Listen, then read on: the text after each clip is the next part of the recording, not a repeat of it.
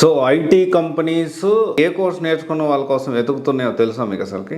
ఈ రోజు మనం ఈ టాపిక్ గురించి మాట్లాడుకుందాము. ఏంటి అంటే రీసెంట్ డేస్లో చాలా వరకు మనకి ఏంటి అంటే ఐటీ సంబంధించి ఐటీ కంపెనీస్ క్యాంపస్ రిక్రూట్మెంట్ ఆగిపోయింది, క్యాంపస్ రిక్రూట్మెంట్ స్లో డౌన్ అయింది. సో ఇది చాలా అన్ఫార్చునేట్ అని చెప్పి మనం మాట్లాడుకున్నాము.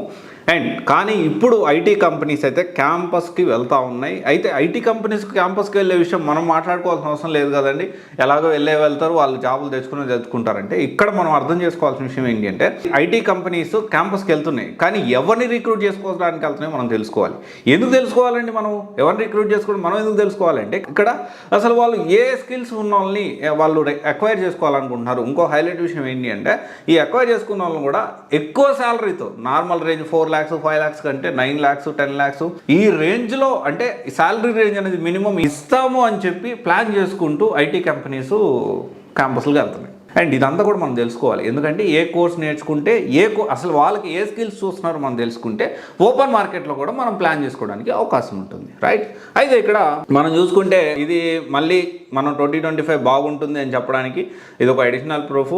అయితే ఇక్కడ ఏంటి అంటే ఇంతకు ముందులాగా ఎంట్రీ లెవెల్ ఇంజనీర్లు ముందు తీసుకొని ఒకరిని తీసుకొని రిక్రూట్మెంట్ చేసిన తర్వాత ట్రైనింగ్ ఇచ్చి రైట్. ఇప్పుడు కూడా కొన్ని కంపెనీస్ ఇంకా ఎక్స్చెంజర్ కొన్ని కంపెనీస్ చేస్తున్నాయి.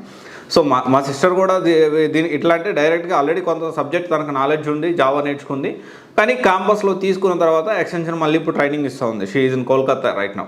అక్కడికి వెళ్ళి అక్కడ జాబ్ చేస్తుంటాను. అయితే ఇక్కడ ఏంటి అంటే ముందే ఎలా ఉండేదంటే ముందు వాళ్ళు తీసుకున్న తర్వాత వాళ్ళని వాళ్ళని ట్రైనింగ్ ఇచ్చేవాళ్ళు. ట్రైనింగ్ ఇచ్చిన తర్వాత ప్లాన్ చేయడం జరిగేది. అయితే ఇప్పుడు ఏంటి అంటే cloud కంప్యూటింగు, data analytics, artificial intelligence ఎవరైతే ఇలాంటి స్కిల్స్ ఎక్వైర్ చేసుకున్నారో వాళ్ళ కోసం ఎదుగుతున్నాయి. రీసెంట్ డేస్లో చూసుకుంటే 40,000 ఫ్రెషర్స్ని TCS తీసుకోవాలనుకుంటుంది. Infosys on campus, off campus ద్వారా దాదాపు 15,000 నుంచి 20,000 మంది ఫ్రెష్ గ్రాడ్యుయేషన్ తీసుకోవాలనుకుంటుంది. తర్వాత విప్రో 1 year గ్యాప్ తీసుకున్న తర్వాత అంటే కమింగ్ డేస్లో 10 నుంచి 12,000 మంది ఫ్రెషర్స్ని తిరిగి తీసుకోవాలి క్యాంపస్ రిక్రూట్మెంట్ ద్వారా అని చెప్పనింది.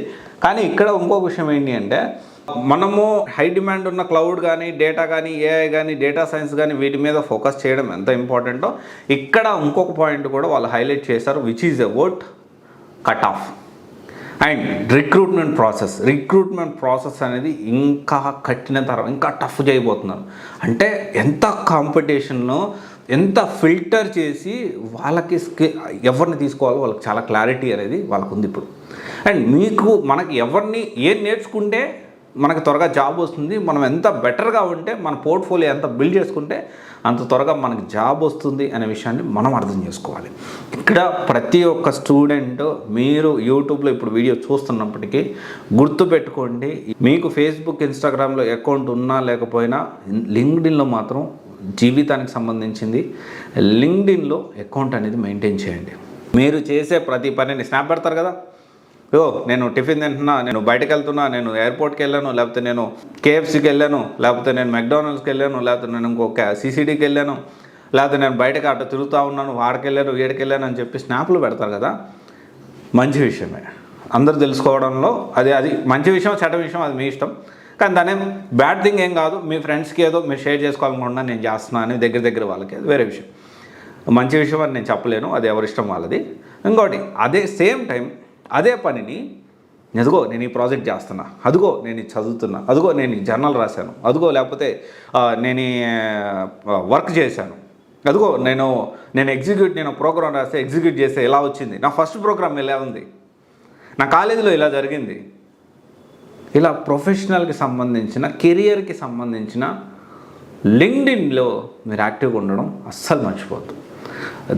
This is very kind request. లేకపోతే ఇంకొకటి, మీ జీవితం కెరియర్ మంచిగా ఉండాలి అంటే మీరు యాక్టివ్గా లింక్డ్ఇన్లో ఉండండి. మీ స్టేట్ ఆఫ్ మైండ్ కూడా మారుతుంది. ట్రస్ట్ మీ ఆలోచన విధానం మారుతుంది. అసలు ప్రపంచం ఎంత ముందుకు పోతుంది, ఎలా ఉంది, అసలు ఒక్కొక్క కంపెనీ CEOs ఎలా ఉన్నారు, డైరెక్టర్స్ ఎలా ఉన్నారు, HR మేనేజర్స్ ఏం ఎక్స్పెక్ట్ చేస్తున్నారు, వాళ్ళ లైఫ్ స్టైల్ ఎలాగుంది, ఆల్మోస్ట్ చాలా ఆసక్తికరమైన విషయాలు లింక్డ్ఇన్లో ఉంటాయి.